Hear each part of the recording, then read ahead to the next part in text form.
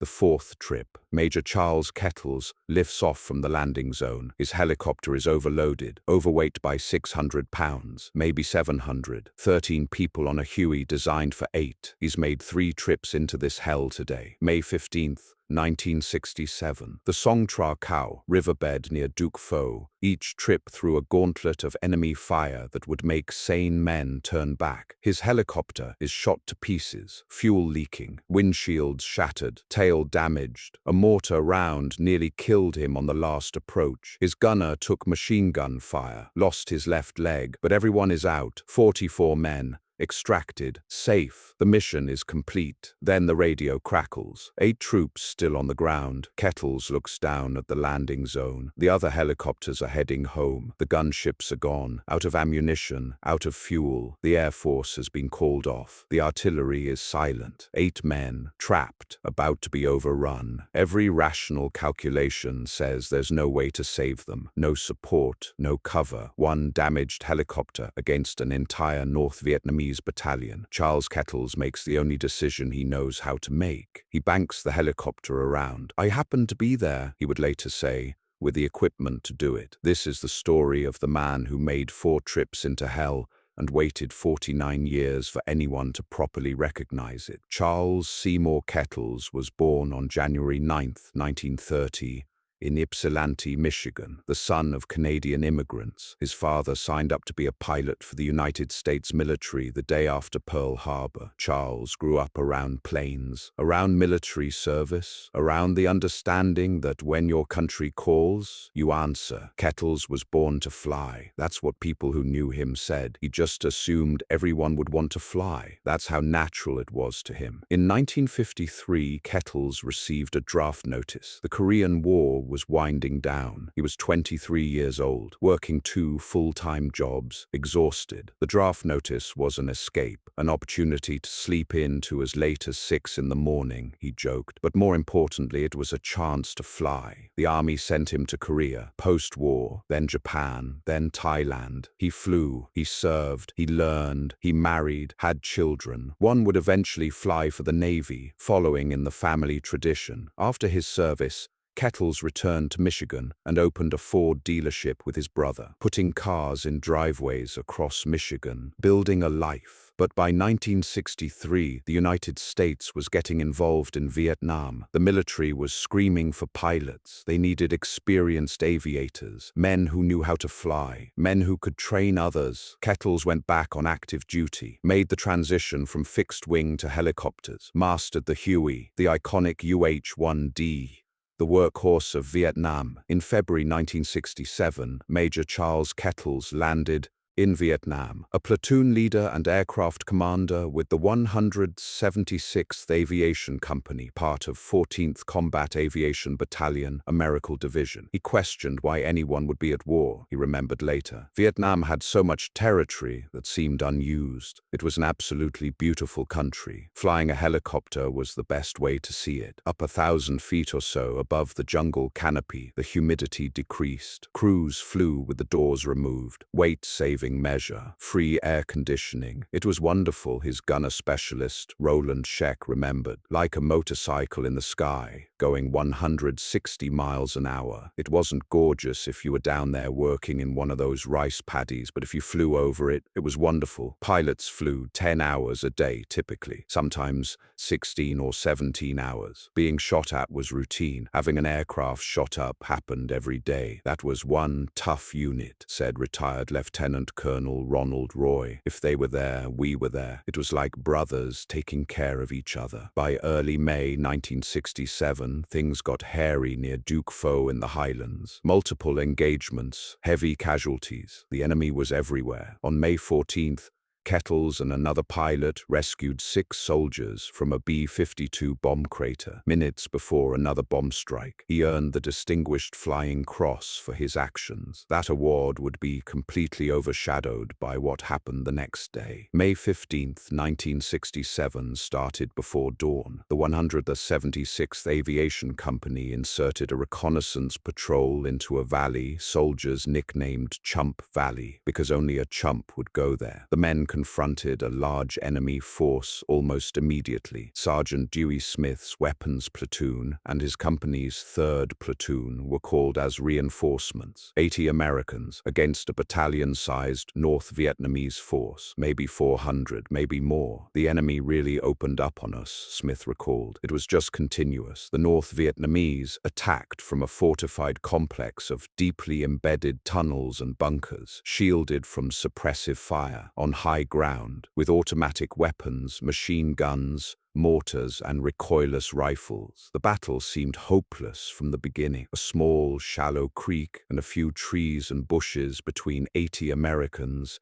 and 400 North Vietnamese soldiers. "I'm not going to say I was afraid," Smith said, "but I was extremely apprehensive. The battle raged for hours. Artillery couldn't dislodge the enemy. They'd duck into bunkers, wait for explosions to end, come back out firing. American casualties mounted. The infantry battalion commander called for help, reinforcements, ammunition, medical evacuation for the wounded. Major Kettles volunteered immediately. He'd lead a flight of 6 UH-1D helicopters, bring reinforcements, evacuate casualties, do whatever needed doing. As the flight approached the landing zone, all hell broke loose. The bullets came fast and furious, a hail so thick it seemed like rain with a fog of green traces. The men of the 176th Aviation Company were used to hot landings, months in the highlands, multiple combat missions daily. But this was something else, a battalion's worth of fire. Small arms, mortars, grenades seemed to be trained on the Hueys all at once, clipping rotors, windshields, fuel lines, deadly fire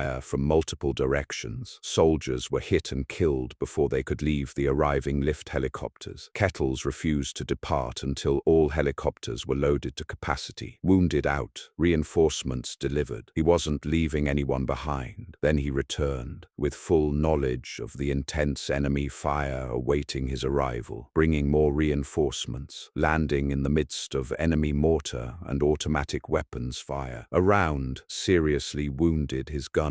Roland Scheck took machine gun fire, nearly lost his life, did lose his left leg. Kettles had told him minutes before to put on his armored vest, his chicken plate. That vest saved Scheck's life when a bullet pierced his chest. Kettles's helicopter was severely damaged. Another helicopter crew advised him fuel was streaming out of his aircraft. He could have abandoned the helicopter, dumped it, evacuated on another Huey. Instead, he expertly piloted it back to the staging area. Somehow, despite the reinforcements and supplies, the situation on the ground deteriorated. The North Vietnamese kept attacking. The Americans were outnumbered, outgunned, taking heavy casualties. Later that day, the infantry battalion commander requested immediate emergency extraction. 40 troops remaining, plus 4 members of Kettle's unit who were stranded when their helicopter was destroyed by enemy fire. By this point, only one Huey from the original flight was still flyable. Kettles volunteered to return to the deadly landing zone for a 3rd time, leading a flight of 6 evacuation helicopters, 5 from the 161st Aviation Company. During the extraction, Kettles was informed by the last helicopter that all personnel were on board. He departed the landing zone. Army gunships supporting the evacuation also departed. Mission complete. Everyone out. Kettles headed back to base. Then came the call that changed everything. Once airborne, another pilot radioed Kettles. 8 troops unable to reach the evacuation helicopters, left behind, pinned down by intense enemy fire. From the ground, Smith watched the last helicopter take off. If it's possible for your heart to fall into your boots, that's what mine did. I had 3 rounds left in my rifle. My first thought was I was going to have to start hauling Boogie down the side of the creek and try to lose myself in the brush for escape and evasion. Kettles heard the transmission, looked down at the landing zone. 8 men, trapped, about to be overrun. or captured. He only had one ground pounder aboard. The other Hueys were full. "You've got 8 troops there," he explained later. "I happened to be there, available, with the equipment to do it. If you left them for 10 minutes, 15 minutes, they would have been a statistic somewhere, either dead or prisoner of war." The gunships were gone, out of fuel and ammunition. The artillery was silent, same reason. The Air Force had been called off. No support, no cover, no suppressive fire. Just one damaged Huey against an entire North Vietnamese battalion whose sole focus would be killing that helicopter. "I don't think it took any thought," Kettles said. "There were 8 troops down there that didn't want to be there." With complete disregard for his own safety, Kettles passed the lead to another helicopter, broke formation, turned back toward the landing zone. Alone, Smith watched from the ground in disbelief. He thought for sure the helicopter would be shot down or forced to turn around. The hail of machine gun tracers and mortars was that intense, but Kettles never flinched. Armed only with 2 machine guns, a couple of revolvers, a lot of nerve, and the element of surprise, Kettles ratcheted up into a steep left descending turn. It falls like a rock. He touched down in the middle of the killing ground. Every North Vietnamese soldier concentrated their fire on the lone Huey. Mortars, machine guns, small arms, everything they had, all directed at one helicopter sitting stationary in their sights. A mortar round exploded almost immediately off the nose, took out part of each windshield and the chin bubble. Another damaged the tail. A main rotor blade was hit. Small arms and machine gun fire raked the fuselage. Despite the intense enemy fire, Kettles maintained control of the aircraft and the situation, allowing the remaining 8 soldiers to board. Smith and the others scrambled aboard, throwing themselves into the helicopter. The crew of 4, 1 soldier rescued on the previous landing, now 8 more, 13 people total. The helicopter was designed for 8. Maybe 10 in an emergency. They were overweight by 600 to 700 pounds. The helicopter was shot to pieces, windshields shattered, tail damaged, fuel leaking, rotor blade compromised, and they were sitting in the middle of a landing zone with 400 North Vietnamese soldiers trying to kill them. Kettles pulled pitch. The Huey shuddered, struggled. The rotors screamed under the strain. The helicopter lifted, inches, a foot, 2 feet. Kettles skillfully coaxed the damaged and seriously overloaded helicopter off the ground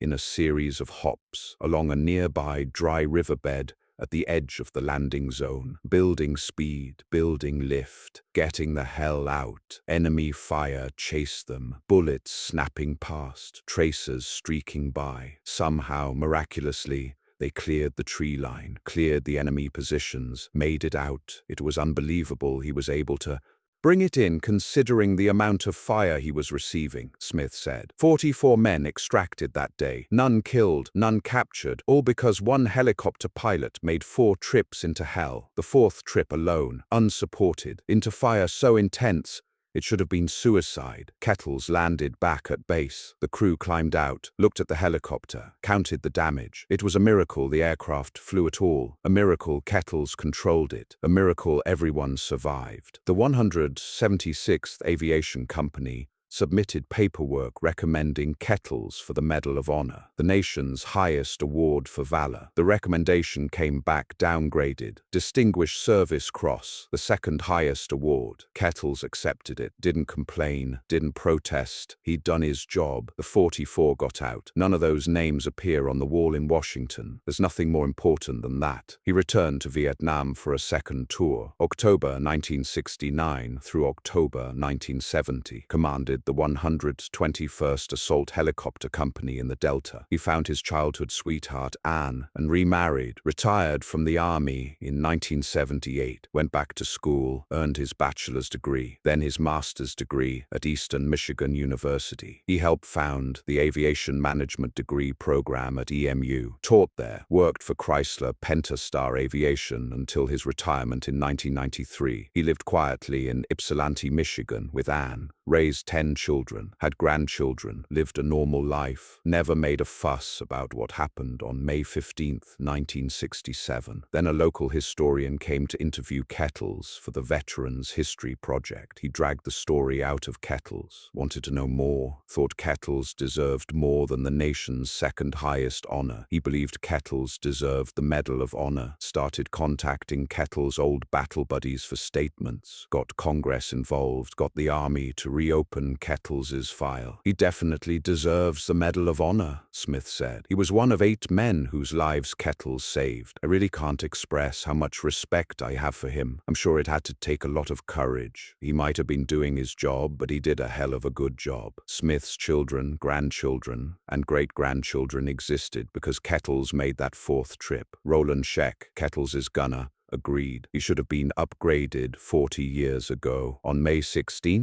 1967, Kettles should have had that Medal of Honor after more than 6 years of pushing, gathering documentation, witness statements, and information. Defense Secretary Ashton Carter approved the Army's recommendation, forwarded Kettles' file to the White House. July 18, 2016, the White House, East Room. President Barack Obama stood before a large audience. Next to him stood Charles Kettles, 86 years. Old, gray-haired, humble, uncomfortable with the attention. Obama summarized Kettles' life and service. The son of Canadian immigrants, his father signing up to be a pilot the day after Pearl Harbor. The Ford dealership that put cars in Michigan driveways. The decision to return to service when his country needed pilots. Even now, all these years later, Chuck is still defined by the humility that shaped him as a soldier, Obama said. Then Obama described May 15, 1967, Chump Valley, the ambush, the 4 trips, the damaged helicopter, the impossible rescue. You couldn't make this up, Obama said. It's like a bad Rambo movie, but it wasn't a movie. It was real. 44 men extracted, 8 on that final trip, when Kettles turned back alone, when he landed under fire with no support, when he somehow coaxed that overloaded, shot-up Huey back into the air. Obama placed the Medal of Honor around Kettles' neck. The East Room erupted in applause, standing ovation to the dozens of American soldiers that he saved in Vietnam half a century ago. Obama said, Chuck is the reason they lived and came home and had children and grandchildren, entire family trees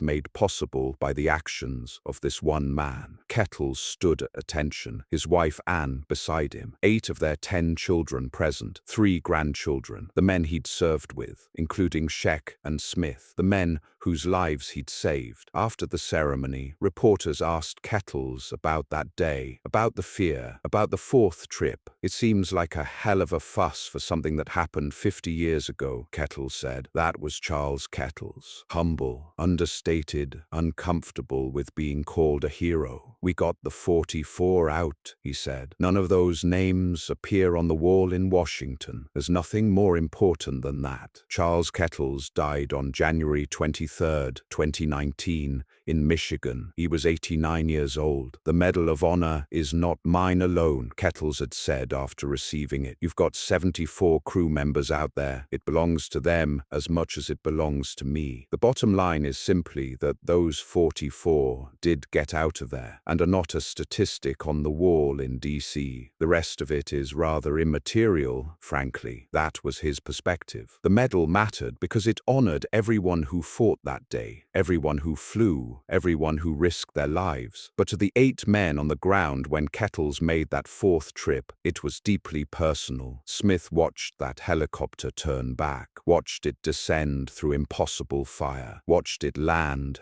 scrambled aboard thinking this is it. Either we get out or we all die together. He went home, had children, grandchildren, great-grandchildren, a life that wouldn't have existed without that 4th trip. Scheck lost his leg, nearly lost his life, but survived because Kettles told him to put on his chicken plate seconds before the round hit. And because Kettles Got him out. 44 men total. Every one of them lived because Charles Kettles volunteered, because he made not one trip, not two, but 4 trips into that landing zone. The 4th trip alone, the gunships gone, the artillery silent, the Air Force called off, just 1 helicopter against a battalion. I happened to be there with the equipment to do it. That's how Kettles saw it. He was there. They needed help. He had a helicopter. Simple as that. But it wasn't simple. It was courage, selflessness, refusal to accept that 8 men had to be left behind, understanding that his life wasn't more important than theirs. That's what the Medal of Honor recognized. Not superhuman ability, not invincibility, but the decision to turn back when everyone else was heading home, to land when landing meant probable death, to save 8 more lives when he'd already saved 36. The story of Charles Kettles is about the 4th trip, the one he didn't have to make, the one that should have killed him. 3 trips would have been enough, more than enough. Distinguished Service Cross worthy. Most pilots would have been satisfied, would have accepted that some men can't be saved. Kettles made the 4th trip. No support, no cover, damaged helicopter, overloaded, shot to pieces, against 400 enemy soldiers, and he brought them home, all 8, plus the 5 already aboard. 13 people on a helicopter designed for 8, overweight by 600 pounds, barely flying, but flying somehow, through skill, through determination, through refusal to accept the laws of physics when men's lives hung in the balance. 49 years later, a president placed a medal around his neck.